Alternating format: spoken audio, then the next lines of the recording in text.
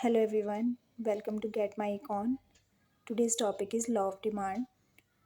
The law of demand expresses the functional relationship between price and quantity demanded. So, according to the law of demand, other things being equal, if the price of a commodity falls, the quantity demanded of it will rises, and if the price of commodity rises, its quantity demanded will be decline.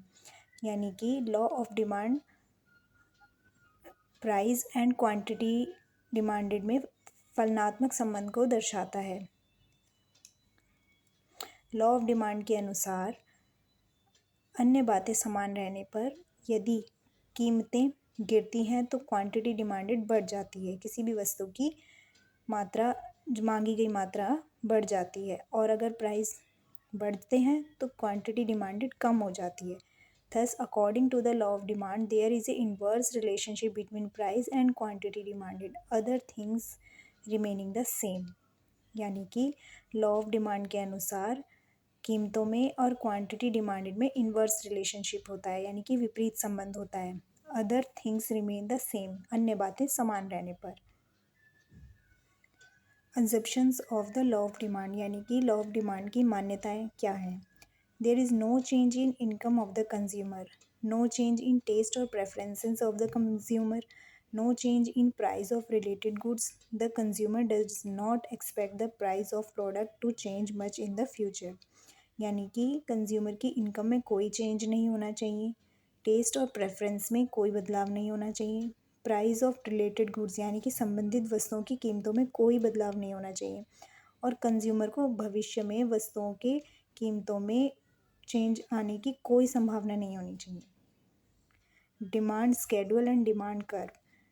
The law of demand can be illustrated through a demand schedule and a demand curve। यानी कि law of demand को मांग अनुसूची और मांग वक्र के द्वारा भी दर्शाया जा सकता है। As you can see that यहाँ पर प्राइस और क्वांटिटी डिमांडेड दिखाई गई है। यानी कि जब प्राइस किसी भी वस्तु का कीमत 12 रुपये है तो उसकी क्वांटिटी डिमांडेड 10 है, और अगर किसी वस्तु की कीमत घटकर 10 रुपये हो जाती है तो उसकी क्वांटिटी बढ़कर 20 इकाइयाँ हो जाती हैं।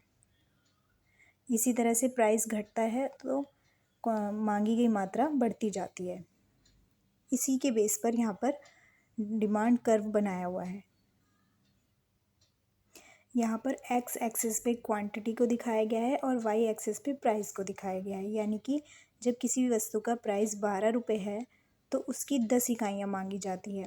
जब वस्तु का प्राइस घटकर 10 रुपये हो जाता है तो उसकी 20 इकाइयाँ मांगी जाती हैं। वस्तु की कीमत घटकर 8 रुपये हो जाती है तो उसकी 30 इकाइयाँ मांगी जाती हैं, और इसी तरह से यहाँ पर जब वस्तु की कीमत घटकर 2 रुपये रह जाती है तो उसकी 60 इकाइयाँ मांगी जाती हैं। यानी कि यहाँ पर डिमांड और प्राइस में इन्वर्स रिलेशनशिप दिखाया गया है। The demand curve and demand schedule shows that as price of a commodity falls, more quantity of it is purchased or demanded, since more is demanded at a lower price and less is demanded at a higher price। यानी कि जब वस्तु की कीमत घटती है तो उसकी ज़्यादा मात्राओं की मांग की जाती है, और जब कीमत बढ़ती है तो उस वस्तु की कम मात्रा मांगी जाती है। The demand curve slopes downward to the right. इसीलिए जो डिमांड कर्व है उसका स्लोप डाउनवर्ड नीचे की तरफ दाईं तरफ होता है। Thus the downward sloping demand curve is in accordance with the law of demand which shows the inverse demand relationship. यानी कि downward sloping demand curve according to the law of demand के अनुसार इनवर्स रिलेशनशिप शो करता है price and demand में। Thank you so much.